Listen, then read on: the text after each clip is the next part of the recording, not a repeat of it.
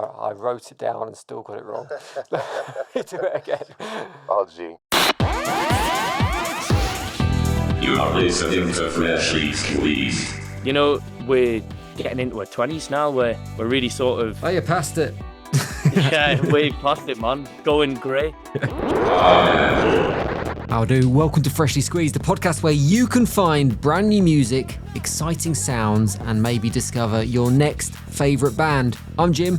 Spent the last 7 days listening to some brilliant emerging artists in order to bring you some of the best.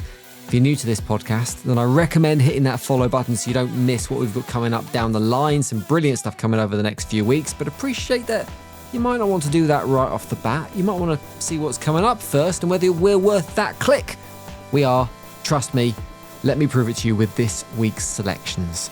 Making a second appearance on Freshly Squeezed, we're going to hear from Parkview with a new lineup and a brand new sound with their new single, She Doesn't Know.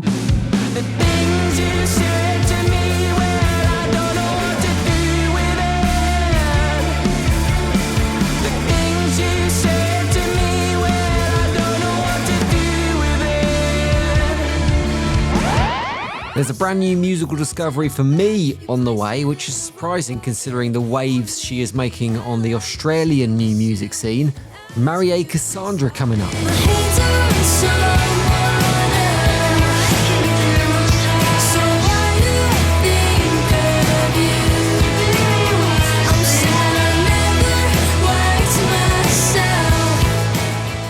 That's taken from her debut EP. We're going to talk about that in a bit. She's super young. She is super talented. But we're going to kick off with brand new music from Dublin band Cable Boy. And to intro us to that, their music and the band, I got Shemi and Cornet. Boys, welcome to Freshly Squeezed. Thanks so much for having us. It's great to have you on. I want to start with something that probably addresses more my own preconceptions and stereotypes than anything else. But when I got the email with your music in and I saw the band pick, and I pressed play on the track, it wasn't what I expected. And I guess what I'm trying to say is that you don't look like the average indie band. And I'm sure, now correct me if I'm wrong, I'm probably not the first person to make that observation, am I? Definitely not. No. Definitely not. Yeah, no, we get that a lot. I think it's always fun to see people's faces change and be like, oh, but I thought, it's always that action. I think when we play live, we play with a lot of power. There's a lot of distortion, a lot of energy. So like seeing that, from us, I think it really takes people in a different way, so it's always nice kind of circumventing, what people expect, or just giving them something that's like left of field from what they're used to, So where does the musical inspiration come from? Because Shemi, I know you're born in Nigeria, indie rock, not a prominent scene over there. I guess it's probably more gospel, R&B. So what was the musical upbringing like and how has that influenced where you are now? Well, yeah, I came to Ireland when I was like 9 or 10 or 8. I can't even remember. It was a long time ago. And when you're in Ireland, like the musical, I guess, lineage of Ireland is a lot of rock bands and trad and stuff. But I kind of got into rock pretty like maybe later than people around me, maybe like, 16, 17. After listening to like you said, honestly, gospel, like R&B, whatever my mom was listening to. And then obviously like Irish radio, which is just like the top 40 stuff, So I was listening to basically what everyone else was listening to. But once I like got older in secondary school, I started playing guitar and then the people around me were listening to like The Strokes and like Nirvana and stuff. So I was like, I want to be part of something. So I started listening to that and then I got super into it. Then like when I got older, like maybe college, I got really into like a lot of shoegaze, My Bloody Valentine, a lot of noise, like I got into like punk, fugazi, all that stuff, like Sonic Youth. I got really into Sonic Youth for a while. So like, then I discovered like other bands with like black like singers and black rock musicians, like obviously Jimi Hendrix, but like Block Party, TV on the Radio, and more recently like Eve's Tumor. Just, that's kind of like, that's basically how I kind of got into this. And then obviously I've always loved writing music and I've always wanted to be in a band. So why not? It feels to me that with the new tune, when I listen to your back catalogue, like you listen to older tunes, you've got like Smoke and Light and Let's Go, and there's definitely, you can hear the R&B roots in there. There's a more laid back, loungy feel. But with the new song, first off the debut, Something in My Head, it feels like as a band, you've maybe taken a step away from that slightly and you've taken it more into a kind of fuzzy, slightly aggressive, kind of dirtier place. Is that true, do you think? 100%. So Corn, I joined the band in like 2023, towards the end of 2023. And I think around the time he joined, it was like the band was kind of like restarting, it was reshaping itself after a while of not playing. I guess we kind of came out of quarantine maybe a little slower than most other bands, but just because we had a few external things happen as well. And we were all just kind of working. But when we kind of came back and Corn joined, there was kind of like I don't know, there's more of like an umph. And so then writing just became so easy. Like everything I wanted to write, even before we started the band, like a lot of the heavier songs, like I was saying, I listened to like Sonic Youth and all that kind of came naturally. I think the way he kind of plays and the ideas that kind of he puts in and everyone else kind of, it just seemed really natural to keep going in that heavy kind of a little bit slightly darker direction.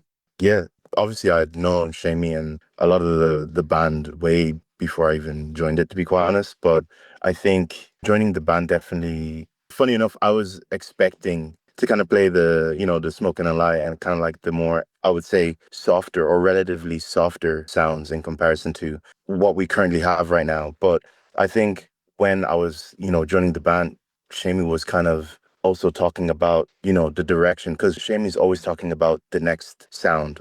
They're always very forward thinking conversations where we don't necessarily like to rest on our laurels. Talking to him about it, and also, to your original question, it was also a thing of like, how do you break out of the preconceived views of you guys look like this, so this is the type of music that we expect, when in actuality, that's not necessarily true to what we are collectively as a band. We wanted to kind of break out of the expectation and ensure that we're not being necessarily swayed by that either. And I think that honestly allowed us to, I think, be more adventurous. Given where you've come from musically and given where you've gone to with this tune, and it is the first single we've got from the debut album, which is coming out in the middle of April, a few months to go on that one, is this a sign of what that album is going to feel like? It's definitely it's very energetic, very high impact. Like, we go quite a bit punky in it, and it's definitely an aspect of the album. I think we definitely put a lot of thought and care into the kind of singles we put out. So every single is an aspect of the album. So it's going to be about 3 or 4 singles, each kind of showcasing an aspect of the album. So this is definitely the rock and roll, super in your face type of thing, and it was very much a callback to like, my influences, listening to Block Party, that type of thing, so this song as the first song is kind of like the initiation into the new Cable Boy sound and to who we are and this new world that we're trying to build.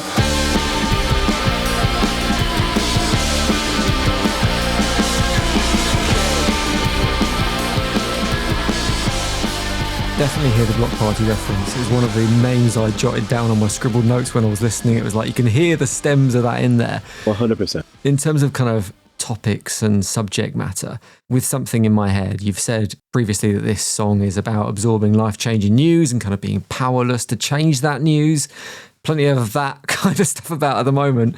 Is that common inspiration for you? Do you tend to look at the world around you rather than maybe be a bit more introspective? The album is actually purposely split into like 50% introspective songs, 50% songs that are kind of looking outward. Something in My Head was just one that I had the instrumental and I was going to work and then like, I think they bombed a hospital, or something. And I was like, what? And I found myself like, for the first time, instead of just kind of looking at something and being like, oh, wow, that's terrible. Oh, look, skibbity toilet or something like that, just like very millennial, Gen Z type of combination of like just doom scroll brain type of thing, and it was the first time where I just kind of was glued to my phone looking at it and I was like, whoa. And I think the lyrics and the instrumental of the song that I had, like I think I did the song like maybe 2 days ago.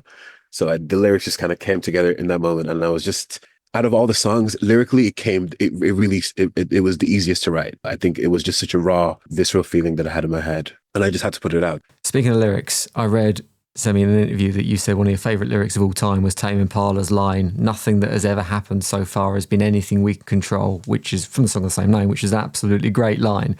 I was wondering whether you had a favourite lyric from your new album, but I appreciate it might be slightly difficult to kind of like go, oh yeah, this was a brilliant line that I wrote. So I wonder if it's a better question for Cornet, kind of going, what do you think is...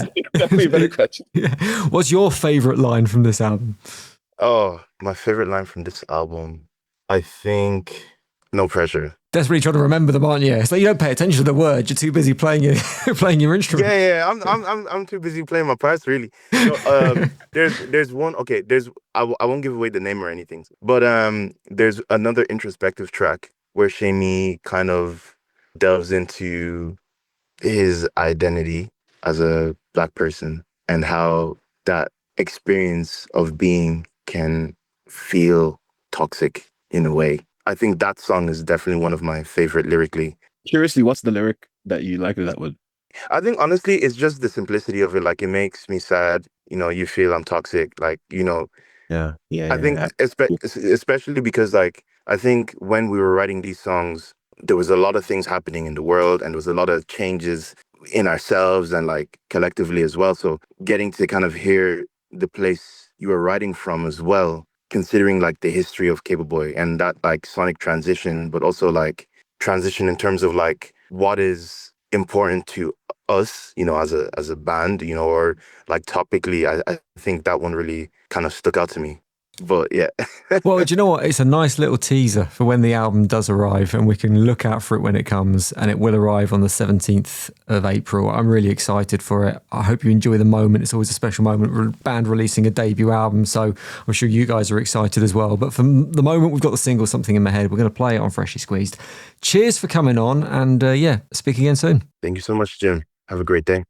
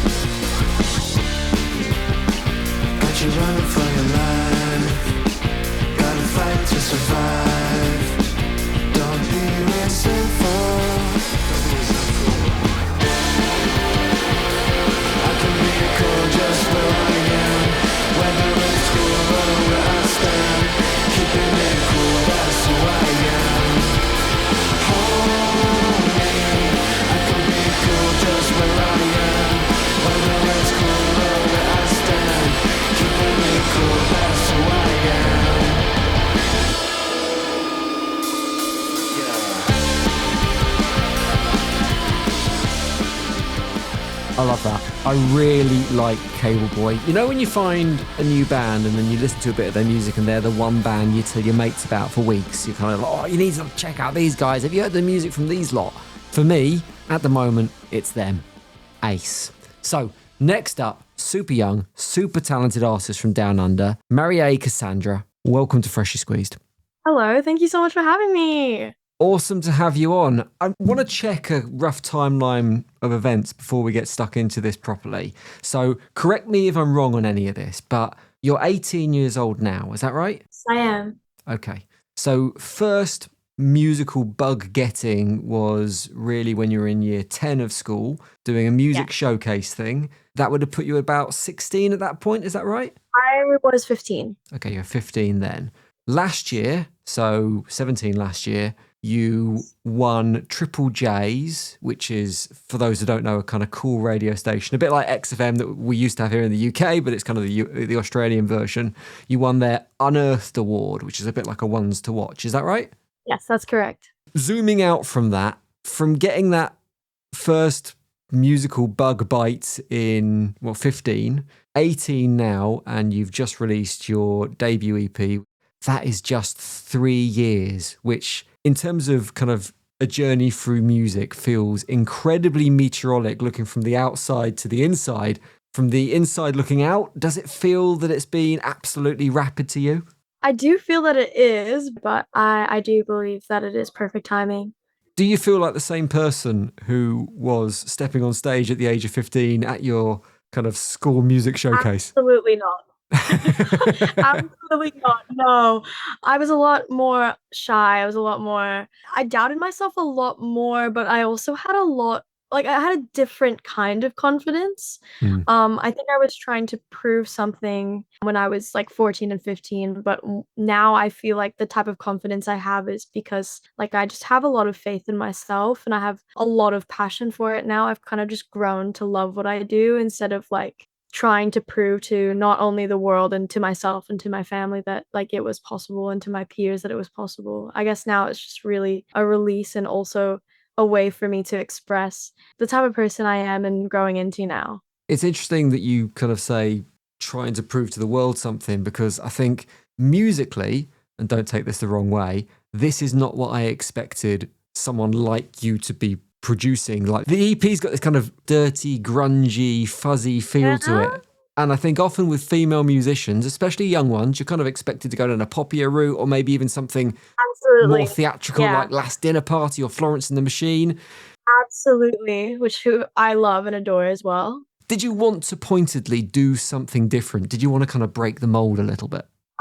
Well, I think what's really interesting from the EP and out of my whole discography was actually this song called Better, which is on the EP. Mm. And I wrote that before I performed on stage at my first ever showcase. So I've always known that I've wanted to go in this direction, especially because I've grown up listening to like Foo Fighters and my dad playing Deftones and also just kind of like stepping into the alternative space with like Biba Doobie and listening to like My Bloody Valentine and like just small like things like that and falling in love with the alternative space. And obviously I was a huge Paramore fan when I was 13. And so just kind of like loving that and loving the emo community as well. Like I love Panic at the Disco. I love things like that. Just like I just love things like that. I think I broke a mold in myself, I guess, because I think I tended to put walls up with the first four songs that I released because I actually was headed in the pop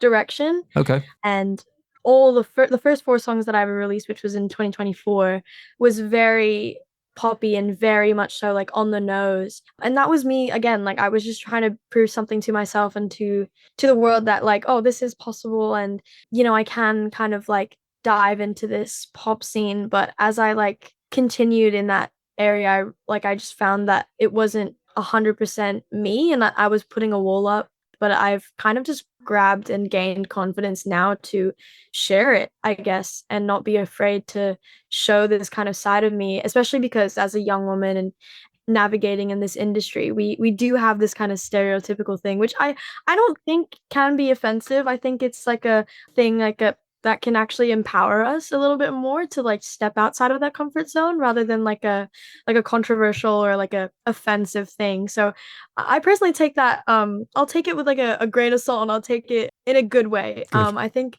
it's good that you see me in this kind of other way. And yeah, I just want to be someone that isn't always stuck to a word or to an artist that sounds similar to another artist and kind of stuff. I want to try experiment as much as possible. You mentioned your dad and his musical influences on your sound. He was involved in the making of the EP as well, as was your uncle. Your dad plays drums on it. Your uncle plays guitar, bass as well. How did that change the dynamic in the studio? Because there's always going to be a certain reverence to your parents, but as an artist, you kind of want to be the master in control. You want to be the person who is setting the direction. Did that change the dynamic at all? I don't think so. I think my dad, I love my dad a lot, and he loves to give me as much creative freedom as possible. He was also a little bit shocked that I wanted to go in this like more grungy aspect, but then he was kind of like, "Oh, I guess that's kind of the influence that we put on you as well, like listening to certain artists in the car and everything." And I was like, "Yeah, well, I've always wanted this sound." I don't think it changed anything in the studio. I think it more so they let me do my own thing, which was very amazing. I love the people that I got to work with, and even though I won't be able to work with them anymore because we're, heading into our own different chapters in our lives and everything, it was an experience that I'll never forget and I'll treasure forever. And I'm really glad they let me have that creative freedom and trusted me, and I trusted them as well. I trusted what they were writing as well. Do you think having that level of trust and having people you knew so intimately in the studio with you helped create almost a safe space? Because there's times on the EP, it's quite a personal record. It kind of feels like a bit of a coming of age, like a snapshot of growing up almost. Did it help you explore that creatively? Absolutely. I wouldn't have done it without the team that I was working with. I was lucky enough to get to know them and for me to open up my heart and my doors, I guess, to showing why I write what I write and the way that I do things. And they've seen sides of me that I haven't shown a lot of people. And we're all very flawed humans, everyone is flawed. And so kind of being able to express my flaws in song and them being able to kind of hop on and put on a guitar riff and my dad being able to play the kit with knowing why I write what I write. And it's just I think it's beautiful and I think it's wonderful how music brings people together and brings friends and close friends even closer. So yeah. It's a great EP. I can't wait to hear more from you. And I was going to ask you to pick a tune off the EP, but then I fell in love with one of the songs specifically. So I thought, fuck it, I'm just going to play the one I want to play. But I'm interested to know what you would have picked if I'd given you free choice, because I know this EP spans a huge period of your life and probably there's bits that you connect with being younger and bits that are more modern. What would you have picked from it? Well, I love this EP. Everything in my back pocket really symbolizes like going through the back pocket of your jeans and everything. And I think this is all like a snapshot of my life. Every single song is from a different era, a different time period. I do believe Theodore will always be my favorite, but I think The Underdog is better, and I believe people need to listen to that one a lot more. Okay, well, the one I've picked, I'm going to go with Love Vomit. I just think it's a great song. Too. It's got that nice grungy feel. The opening couple of seconds really reminds me of Pixies, Where Is My Mind as well. I don't know if anyone's made that comparison before. I actually got that recently, and I this is gonna make a lot of people really sad, but honestly, I'd rather be honest than lie to a bunch of people. But I hadn't even like properly heard that song until after the EP was released when someone said that. Amazing. Well, it's good that you've got some music discovery out as well. These work both ways, don't they? Like, it can help you discover new music and help you discover back catalogue and old music. Amazing. Mariae, lovely to speak to you. Lovely to meet you. Good luck with the EP. Can't wait to hear more for you. And thank you so much for coming on Freshly Squeezed. Oh, thank you so much.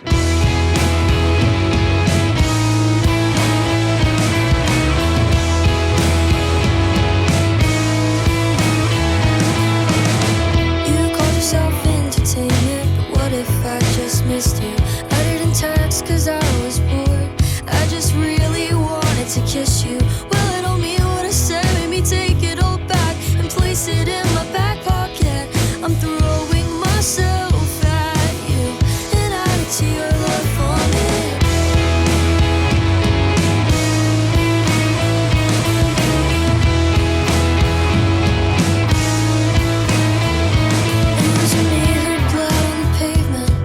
Touch me like you used to. Say you don't talk outside the store. I never saw that as an issue.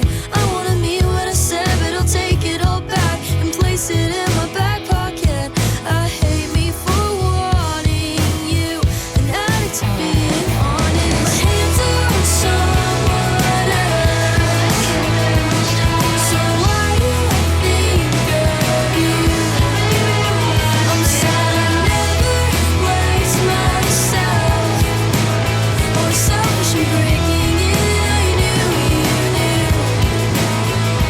I never could say that I knew you knew. You're spinning out love for me. She's bloody ace, isn't she? Check out the debut EP. That, Love Vomit, is my favourite song, but they're all really good. They're all crackers on the EP. The link is in the podcast description, as always. Finally, on Freshly Squeezed, the band making a return to this podcast, making a return to our airwaves. Actually, I was going to say airwaves. Does a podcast have airwaves? Probably not. Return to the Freshly Squeezed MP3 files. That's not as sexy. Do you know what? If you know, get into the comments. Tell me what I should be saying in regard to that kind of statement. But now we're getting a bit distracted. We're getting off-piste because I'm going to speak to the awesome Parkview. This time out, I've got Alfie and I've got Laura. How do you guys? How's it going? Yeah, doing good. Last time I spoke to Parkview, it was Alex I checked in with. It was back in May, and it was a few days before you released your debut EP. It was a very exciting time. How did it go? I need to check in. There was like, did you get the reception for that EP that you wanted? Yeah, so the EP was something that we recorded a while back. We knew that we were going to be having some changes in the band, just with people, growing up and getting to different locations and moving out in Newcastle. So we wanted to just get something down that was going to reflect like our early juvenile sort of years in a band. And people loved it. We we got some really nice feedback. People were really resonating with the music we were making, and I think at the time, like, it was all sort of written about being young and mischievous and getting up to all kinds of things. So yeah, I think we had some real positive feedback for that. When I spoke to Alex, I asked him what one thing did he want to kind of achieve with that record, and he said he wanted to show what the band had been doing, show where the band are, and show where the band were going.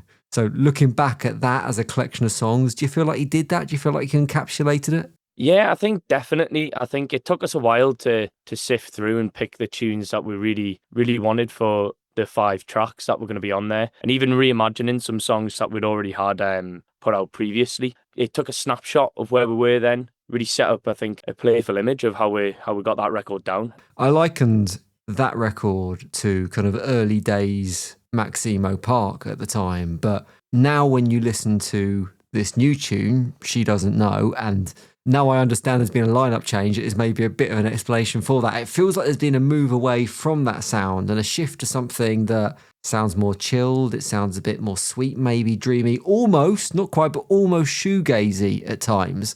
Is that a result of the lineup changes and people bringing in different influences to the band? Absolutely. A lot of it came from just completely different like genres that we listened to. Everyone's come in with new ideas and different perceptions of how we even write tunes. I still love those old tracks, but I think definitely now we're unlocking that maybe a bit more mature. Yeah, it's a bit moody, it's a bit grungy, would you say, Laura? It was a natural sort of progression in a way, even though it might not sound like it, because I think the ideas that we all had, especially when I first started playing with the band, kind of just progressed into something that was, like you say, a bit more sort of moody, a bit more sort of grungy, and that's kind of the direction that we've naturally taken with the new members in the band. Yeah, I think as well, we moved into this new studio where we've had a lot more access and a lot more time to sort of hang out together, and there's a lot bigger amps in here.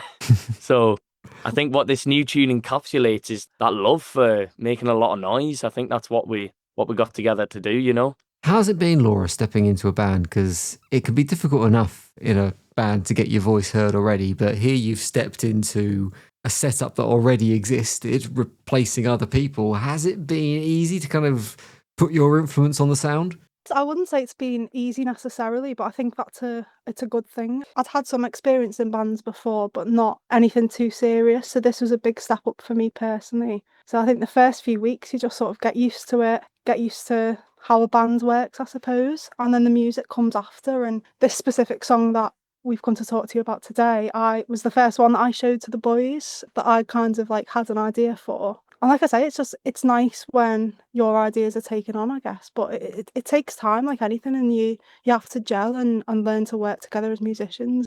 You said the word mature or maturing or maturity a few times, and when you look at this tune compared to maybe something like Red and Blue in terms of the music and in terms of the subject matter, is it easy to see how over the last 2-3 years you have developed as a band? Yeah, I think definitely. I think, you know, we're getting into our 20s now. We're really sort of... Oh, you passed it.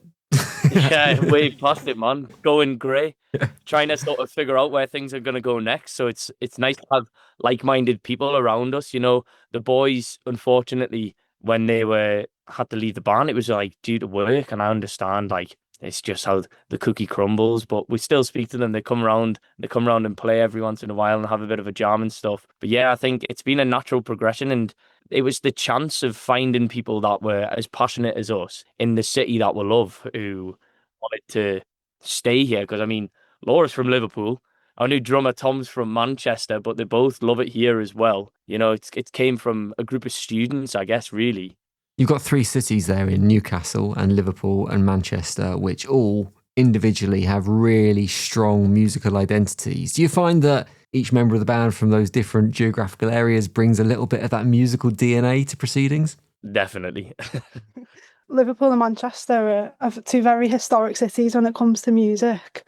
Newcastle may be a little bit less so, but I think to have 3 big northern cities represented in a band is a real positive thing. I think as well, like, the people from Liverpool and Manchester and Newcastle are all pretty similar. So I think we really, like, didn't have to stretch very far to find, like, common ground and sort of understanding of each other. It's quite nice.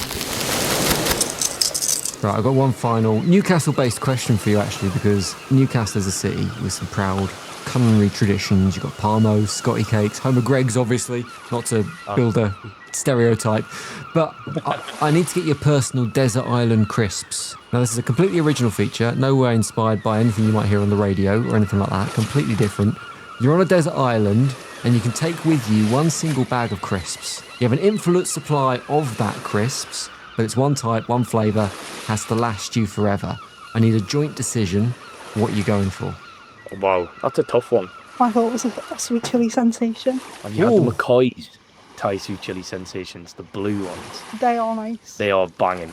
And you get a big bag of them, a grab bag of them. They actually fill it up. Yeah, should we go with that? I'd go with that. Yeah, with the ridges, extra flavour. Thai sweet chili McCoy's. I like a turquoise bag. They're banging them.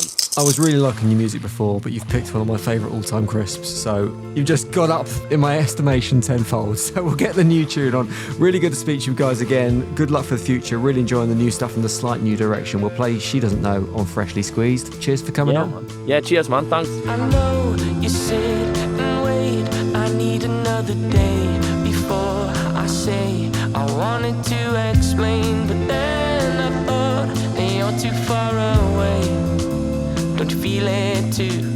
I know you never left. I didn't say it's you, but I guess you asked, so I'll tell you the truth. Could we go back to when you felt it too?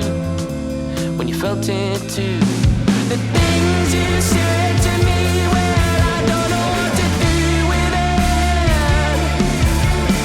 The things you said to me, well, I don't know what to do with it.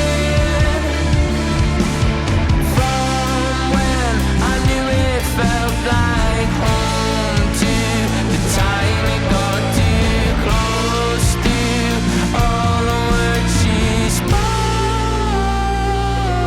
but she doesn't know. She doesn't know. I'm enjoying the slightly new direction from Parkview. That's She Doesn't Know. More from them and the rest of the bands on this week's episode in the podcast description. Links to more of their music and also links to our weekly new music playlist where every week we recommend you 10 brilliant new tunes. It's well worth checking out. It's well worth saving that playlist as well because, like I say, it updates every week. So you've always got 10 new tunes to listen to. You can also find all the places to find us on social media. If you are that way inclined, in the podcast description, have a read, check it out. There's some good stuff there. But that's it. Cheers to your ears. Don't forget to hit that follow button, and I'll see you next time. The award-winning Freshly Squeezed, a new music podcast, was devised, produced and hosted by Jim Salveson. Sound design and additional production by Ant McKinley. The music, Blue Blazer, is written and produced by Spin Class. Stop.